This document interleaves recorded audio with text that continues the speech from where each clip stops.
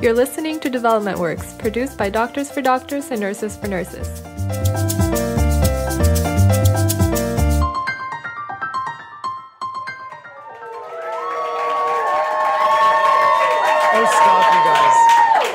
Hello friends, I'm Andrew Wilson. And I'm Michael Carlson. This is Development Works, supported by Doctors for Doctors and Nurses for Nurses, and we are live at Grossman's Tavern in Toronto, Ontario. This is our annual fundraiser where our friends placate our interests to present to them.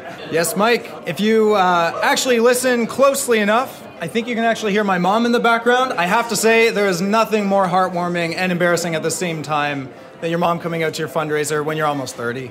Love you, Mrs. Wilson. Love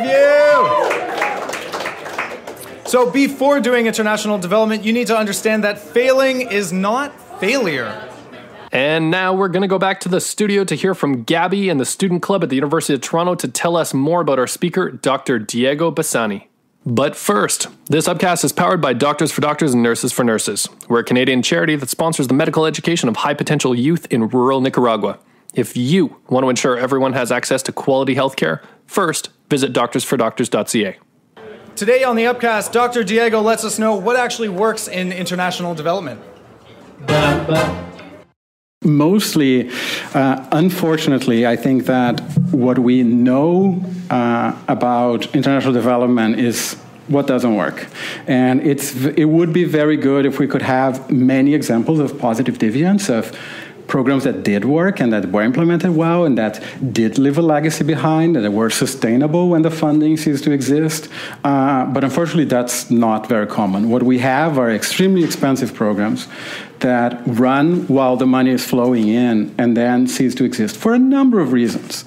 And I think there's so many things that are wrong in the way we finance international assistance. We as developed high-income countries that fund these programs, because it's a very pervasive system, like perverse system, that benefits both sides. The group who's implementing wants to show that it works. So there's absolutely nothing that would compel an NGO to come out and say, I just spent $20 million in a nutritional program in Venezuela, and it did not impact child nutrition or maternal nutrition.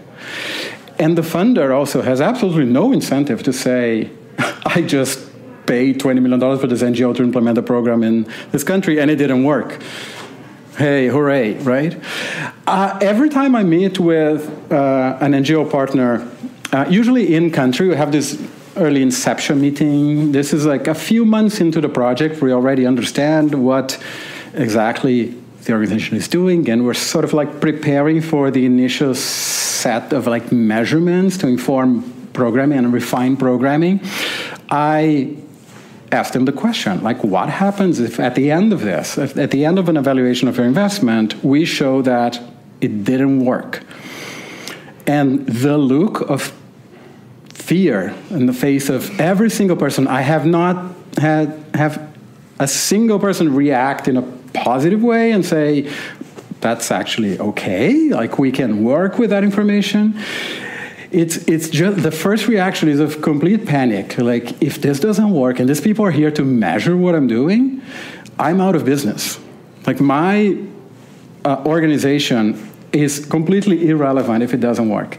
And that attitude is what is wrong with international development, is that thinking that failing is a failure, when we should approach the measurement and the perhaps a clear, ideally, a very clear view that things did not work as a way, as an opportunity to learn and to improve the programs and to make more efficient use of the resources. Until that part is fixed, I don't think we'll ever move the needle in international development. We need like group therapy so people can get more comfortable with and deal with the cognitive dissonance of this. What I do has to be good.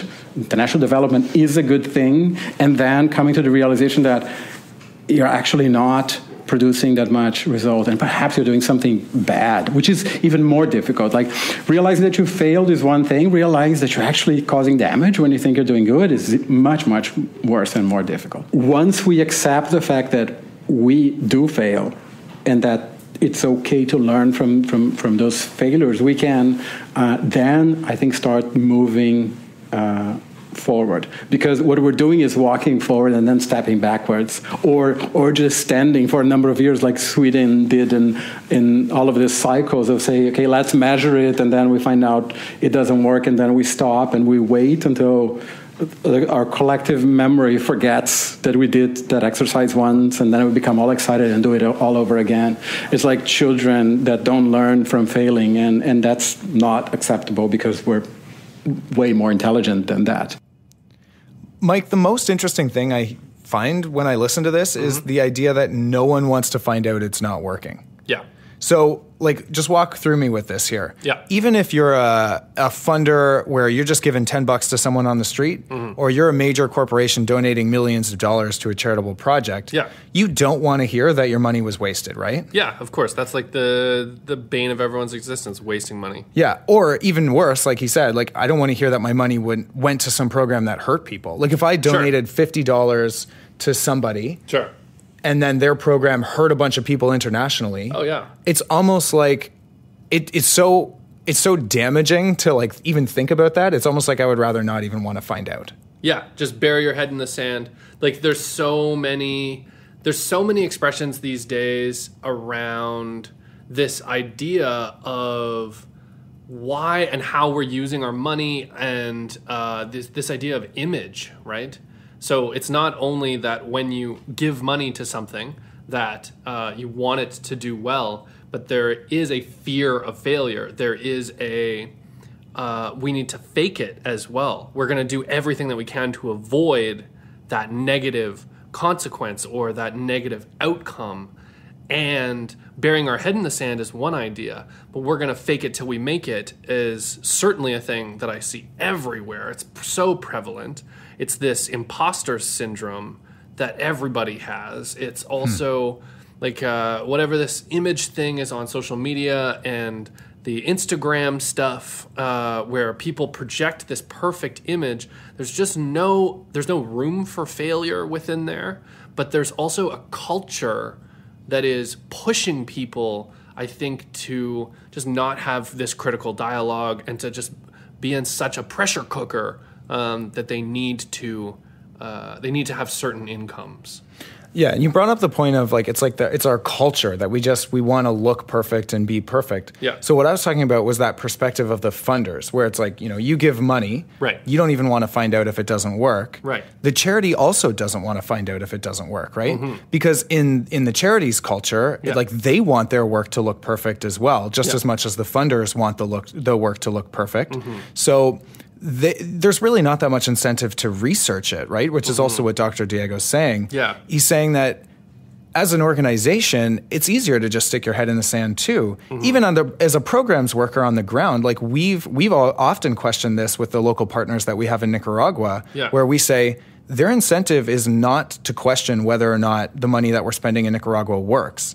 Their incentive is to make sure it works so that we keep paying them so that they have jobs, right? And so even the programs workers that are on the ground in these countries, their incentive isn't to prove that it works or doesn't work. It's to prove that it works. And to just keep the machine going. Yeah, because it's their jobs, right? Yeah, there is this culture around that. So it's actually, when I think about it, the only people who want to know whether it works or it doesn't work are the people that it's affecting. So, and then the real question is, when and where are we giving these people voices? That was deep. You just nailed it right there. It's just that irony, right? Yeah. The irony of we're going into these countries trying to do these programs for these people that we're not even listening to. Right. We're not listening to their feedback. Yeah. Like we're not opening up a talk show at the same time where anyone can call in and give us hell if the program doesn't work. Sure. So how are we listening to these voices? Right. I think it is worth noting as well that there are some cultural gems that are starting to change things. Like I know you know about Engineers Without Borders. Yes. Yeah. So that's one of my favorite examples of this. Thank you for bringing that up. That's one of my favorite examples of this for at least the last 8 years or so. I know that Engineers Without Borders, or EWB, You can't stop talking about it. Publishes what's called a failure report. And so once a year, they come out with all of the things they did that just didn't work. And it's actually public knowledge. You can go and you can check it out. And they're creating this database of information within their organization where we get to see what they did that didn't work, and they're kind of owning up to it in a way that makes sense. Mm-hmm. It is accepting their failure, but it's doing it in kind of a sexy way. It's trying to take a new spin on failure, because you can't lose that confidence. But if you're confident about your failure, then that's a thing you can lean into. And I think that's the zone that people are going to now. There's also research journals, right, that are talking about publishing negative results. There's a wider dialogue about vulnerability and the need for it, but it still only fills this niche zone around you have to do it confidently and boldly and bigly. And you can only talk about it after you've learned that lesson, right? You can't talk about failure during I am what currently you're doing. failing. I am currently failing is not as sexy as we failed, we learned from it, here's what we changed. Yeah, right? Here's all the differences. But there's still the broad culture of fear that we just can't fail. And I think it's a culture of fear around vulnerability, not being good enough, and an unbelievably competitive market these days. The world is not shrinking. It is getting bolder, and it's getting bigger to compete in. And especially with us in Doctors for Doctors, as a small nonprofit, we have to continue upping our game into these different niche spaces to actually compete. So, what do people do with this fear? Like, what are the next steps to this fear? And I think that's a big question that Dr. Diego actually answers in his next clip. So let's listen in.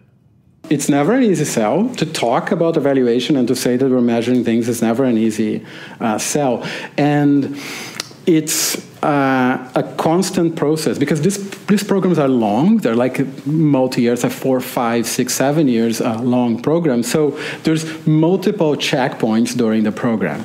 And then what happens every year or every 2 years is this pressure from the funder to say, you need to report back to me on how you're doing. And that's where the other, I think, a big issue with international development is that just like health, that I think, and I truly believe should be completely decoupled from politics, international development should probably always also be.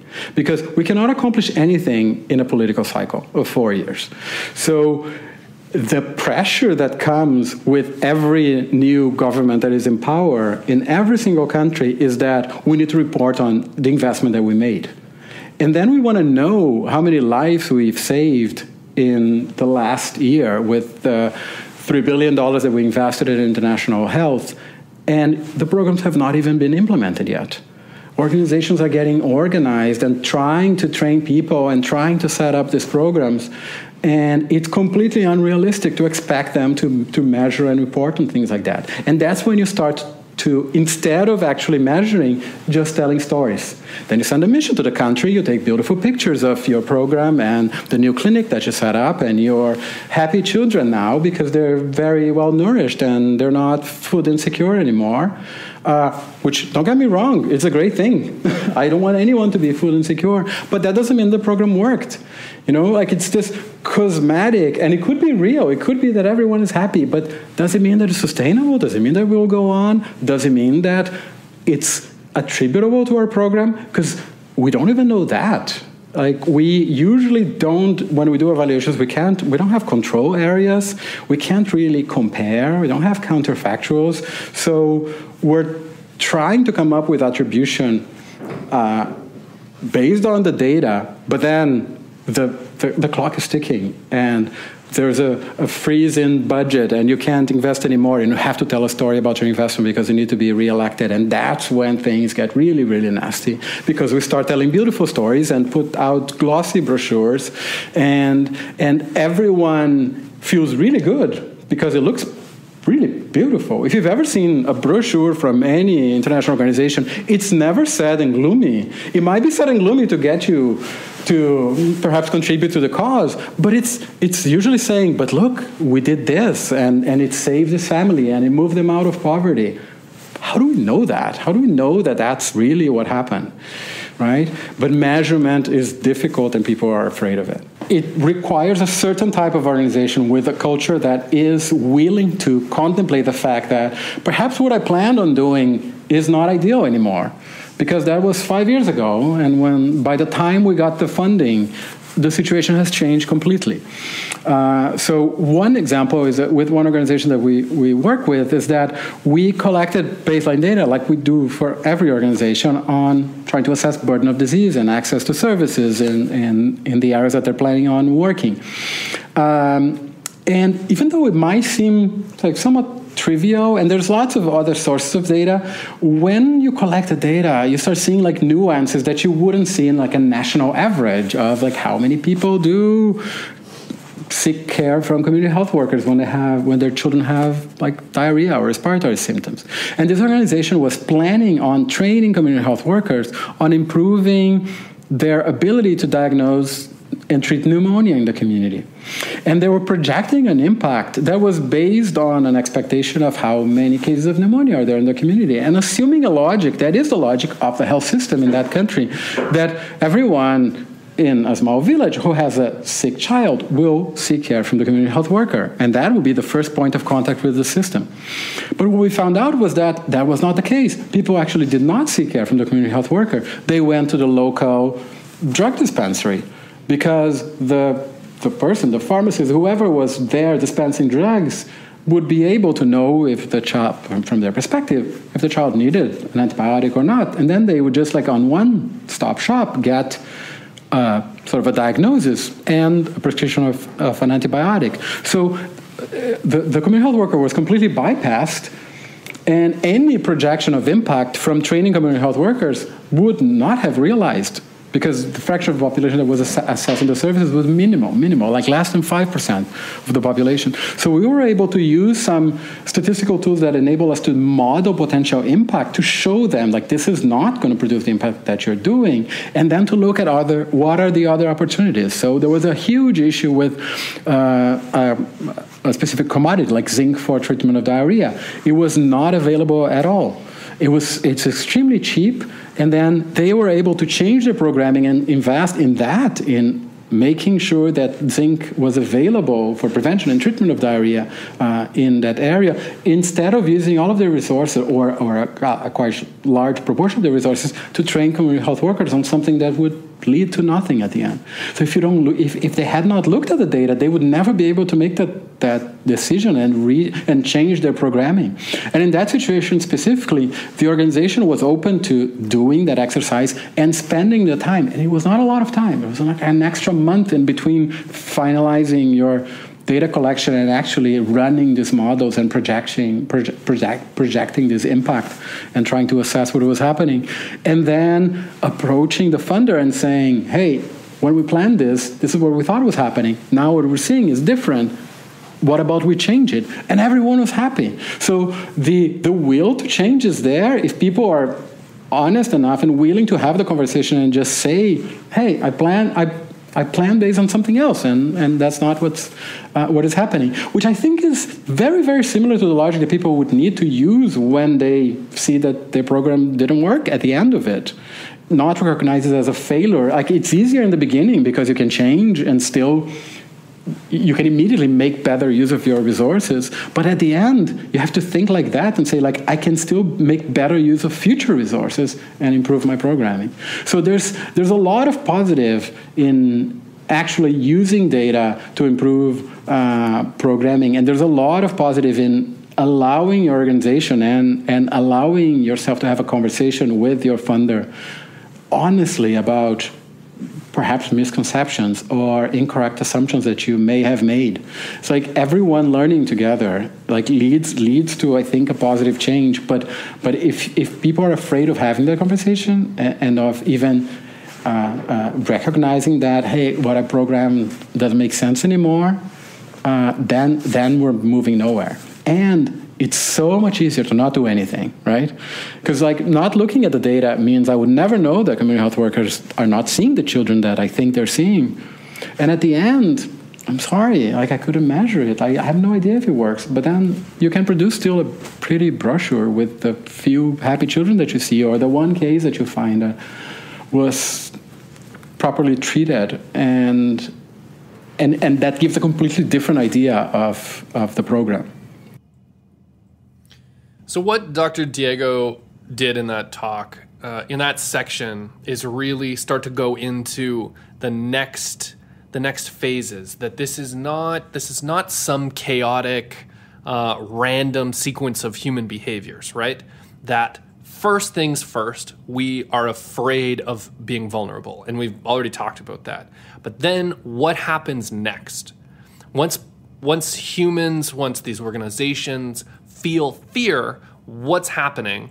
And the next logical choice, one of them, is bury your head in the sand. But the one that was focused really on here is tell positive stories, right? Have this image, put the positive image out into the world. Zoom in on the positive impact, whether or not that is attributable to the whole program or just one small section of it. Yep. Let's tell that story. Yeah, so let's focus, again, because people are overwhelmed. So let's take something big and complex and hard to understand, and let's boil it down to the nice, clear, crystal clear image. And in a lot of ways, that's like communications in general, which is kind of upsetting me that we're talking about these kinds of programs. And that is, there are literally courses teaching people now how to frame things in the most positive light and get rid of all of the complexity, because the world is complex and we're losing complexity. And that's kind of crappy that we lose that dialogue with people and that stage with people. But there is, with this positive story, once you get into it and you pick this narrative and you start to get into it, I think there's a status quo bias. I think we just keep running with that kind of story, and compounding onto this are stretched resources. We know if anybody out there works in the nonprofit sector or governmental sectors, there are limited budgets. People are overworked. They're tired. So did they have time to deviate from the current stories? No. They don't have the resources to learn to take the qualitative research methods course to understand their own work and measure it accurately. So there is this just default of people continuing to do what they need to do that they're just doing before, which is just a tiny sliver or propagating this very specific image of what's going on. And it's ultimately, yeah, I think you nailed it, Mike. And it's ultimately because no one's there to hold them accountable. No one's there to say, hey, that's a great story. Where's the qualitative research? And I'm actually not going to donate $20,000 until you invest a little bit into research here and show me how you did that. And then give me the outcomes of that research, right? No one's going to do that, generally speaking, with the public because they would rather just believe the small story, like what we talked about earlier. Yeah. The other thing with organizations that I think is such a big deal here is that, and this is more of a philosophical question, but we get so competitive with one another that we forget that the whole point of this is that we're supposed to all be helping people and learning together to be able to do that. Yeah. So I think this is fundamentally why it's so hard to measure what we do. It's because we want to be competitive. We want to be just as good as everyone else or better as everyone else in terms of what they're publishing. Yep. And if we do research on ourselves that tells us that we're not as good as everyone else, then we are losing in that competition. Yep. And it's because we start to get into a competitive nature because that's the way funding works, folks. Yeah. The world is hyper-competitive these days, and it's only going to get crazier to have market share to exist in that spaces. But there's another dialogue here that I'm actually hearing, which we need to talk about more, and we don't, is just capacity for doing research.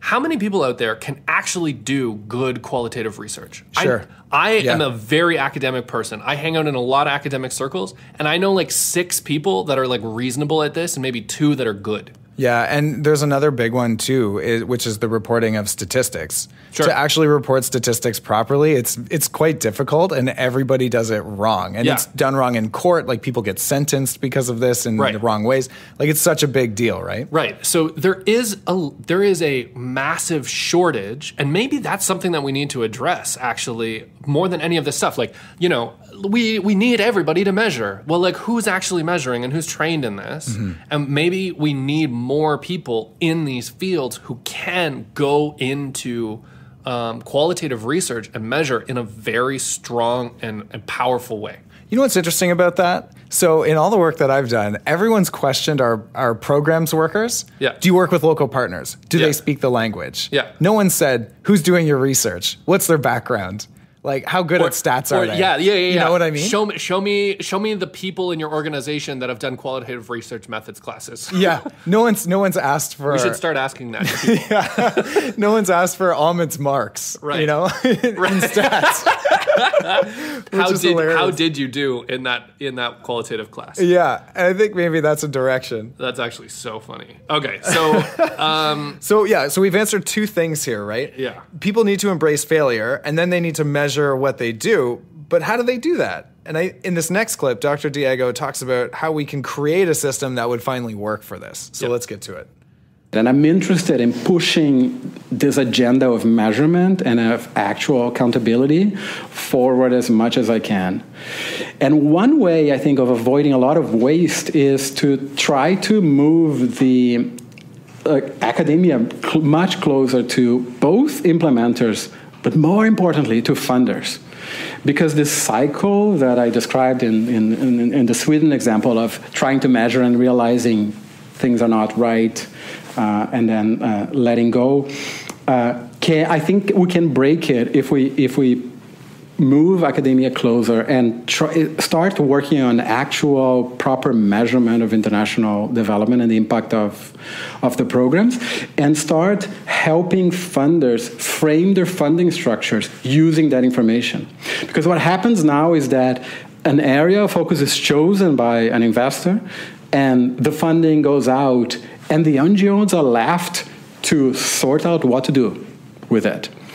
And the metrics are really, really important. And I'm going to repeat that because do you know what the metric is for international systems? How do countries, for example, OECD countries, compare each other? How does Canada and Sweden and Norway, when they meet and talk about their international systems, like, what is the metric that they use to compare each other and to say, like, who's doing better? How much money? How much money and how quickly? Right? So it's a percentage of overseas developmental assistance, a percent of your budget that is in ODA, and it's how quickly you've invested this. So that is, I hope I could ask you that, but I believe you agree it's a bad metric because it's only dollars. Like, it doesn't mean you're doing anything. It's just like a burn rate. It's literally a burn rate, how quickly I'm spending the money. So I look good among my peers, and I can say that I've invested a larger and larger and larger percent of my budget in developmental assistance. So the right metric has the power to change the program completely. If countries were comparing themselves based on the actual impact of their programs, and that would be, it's a very complex riddle to solve because it's not easy to measure impact. As I alluded to earlier, like, you need to have ideally counterfactuals. You'll be able to, if it's a new intervention, ideally to randomize your programs and interventions to some areas, or implement them in a stepped way to be able to use some areas as comparisons, and then attribute the actual results that you're seeing to your programs or not, or to something else.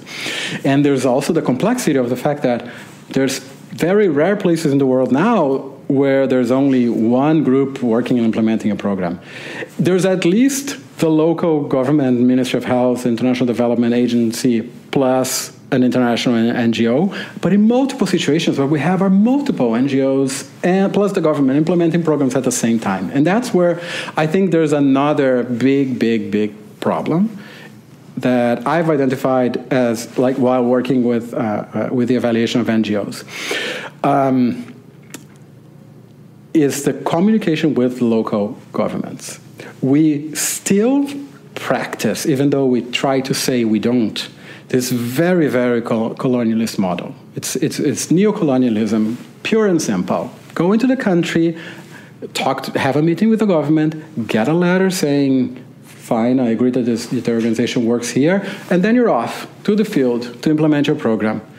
As someone was saying earlier, a lot of the times that's really great because the government can say, okay, you manage this facility now, and I can move on to the next one because I'm short in people. I don't have enough personnel. I don't have enough capacity. I'm really glad the organization is taking this one over, and I'll move to another one.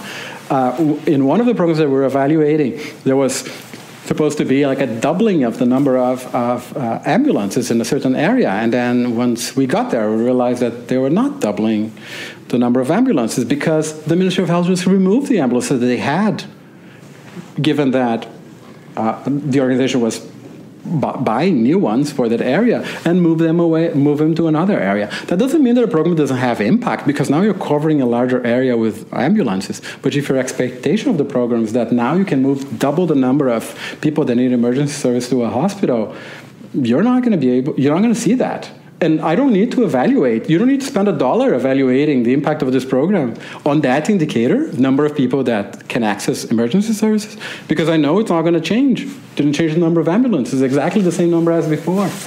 But then if you miss that step with the communication with the program, and there's a lot of fragmentation in all of the steps from the investment being made to the actual ambulance being on the ground, that people tend to not see the whole picture and the whole process of the funds flowing through different channels and someone designing the program and someone buying the ambulances and the ambulance coming there and then someone like our group coming and measuring whether you have impact or not. And this is not, I don't want at all to sound critical of NGOs only or funders only, because I've worked in trying to help the departments of health and ministries of health in countries streamline their processes. And this fragmented view of the system is also a common issue in ministries of health, that people will see only the snippet that they're responsible for or that they have to be they're accountable for, but they don't understand the whole process. And there's absolutely no incentive for people to understand the whole process. It's the time doesn't help. You need to move quickly and start doing things. The metric for your evaluation is whether did you buy the vaccines that you're supposed to buy? And that's it. Knowing if there's a cold chain that will keep them functional until they're delivered to children, or if they're even delivered to children, that's not part of your job. That's her job. Everyone stops seeing the process when someone else's responsibility starts. And that breaks the process a lot. And it creates a situation in which again, it's this sort of selective blindness. I don't want to see it. I don't need to see it because I'm only responsible for this small fragment. A lot of this is only learned by observing and years of experience. But it probably doesn't need to be that way. And we could change the system and have people learn in school that these are the problems. And this is, and try to start thinking about solutions. Because if I had gone into this profession by knowing of this fragmentation, instead of having to learn by seeing what was happening, and knowing how pervasive it is and how common it is everywhere, you can then approach it completely differently because you start by addressing the problem. It's not about cutting funding. It's not about canceling the programs. It's about trying to improve them every time, until we get to a point when they're actually working and producing some result down the line. Man, Dr. Diego really, I think, nails it when he talks about the major metric for success being just overall spending, right? What is my burn rate as a country in how much money I spend? It blows my mind that the best metric we've come up today with so far is still move quickly and buy a bunch of things. Yeah, it is absolutely absurd. But so there's another thing that I'm hearing in here in the background, which is this idea of where we're trying to shoot for. So we want to move away from that, clearly. We're moving away from just pay a bunch of money for stuff.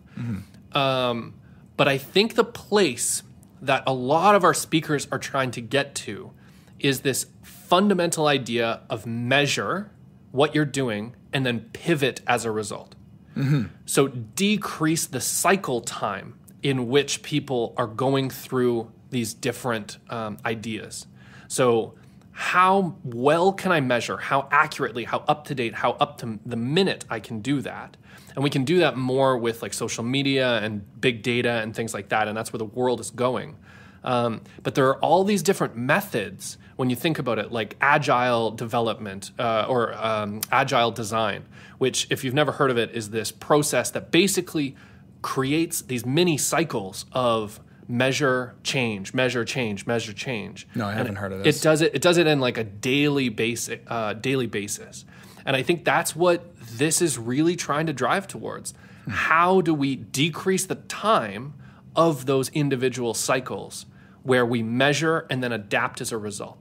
And so what we've done in Doctors for Doctors is we've actually put our students in charge of their own decisions. So we've cut out the time that it takes for us to get feedback and analyze and all that sort of stuff. We're trying to empower local people to make their own choices. So autonomy. Autonomy also cuts down on the cycle time.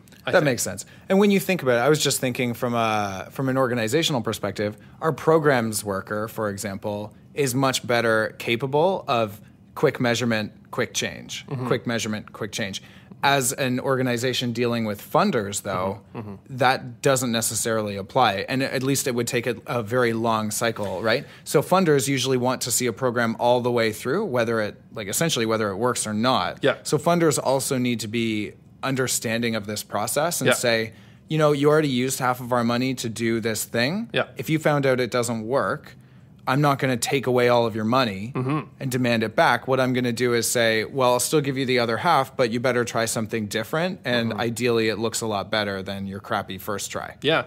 The longevity piece. So as I'm thinking about this, everything kind of ties back, right? If you have long-term relationships with people, you're spending less time sorting out the mechanics. So the decisions are faster, the processes are faster, and there's less cycle time in between measurement, feedback, qualitative observations, and then a pivot or change. And so Dr. Diego kept talking about these different examples, especially of these workers in sort of isolation who just are doing their own thing and moving forward and pushing forward the status quo. And if they don't have time to get that feedback, if they're just in these cycles, it just keeps moving forward, and there's no time for critical feedback that then allows them to reflect and change. Mike, did I ever tell you, this reminds me of one of the funniest stories that I think I've seen in a Tanzanian hotel. Okay. So I was sitting there eating dinner. I was eating Indian food in Tanzania, best Indian food I've ever had, by the way. But anyway, with Dr. Brian, and it was pouring rain. It was a rainy season in Tanzania at that time. Okay. And we were at this nice hotel, and it looks outside onto the water and from this balcony. Yeah. And under the balcony, there's all these flowers and pots and a little bit of a beach onto Lake Victoria. Yeah. The setting is important, trust me. Okay. So it's pouring rain. Yeah. We're sitting there eating our dinner. Like, we're having a beer. We're having a great time, right? Yeah. It's a night off. Yeah. And we see this guy comes out, and he works for the hotel. Yeah. And he comes out with a hose, and he's just watering the plants. And I'm talking like it is a torrential downpour. And this guy comes out with a hose, and he's just watering all the plants. Yeah. And Brian and I look at each other, and we're like, if that's not a metaphor, I don't know what is. But that is exactly what we're talking about, right? A gardener. I don't know if I ever told you that story. In the monsoon. This was years ago. It's a great image. Yeah. It's a beautiful image.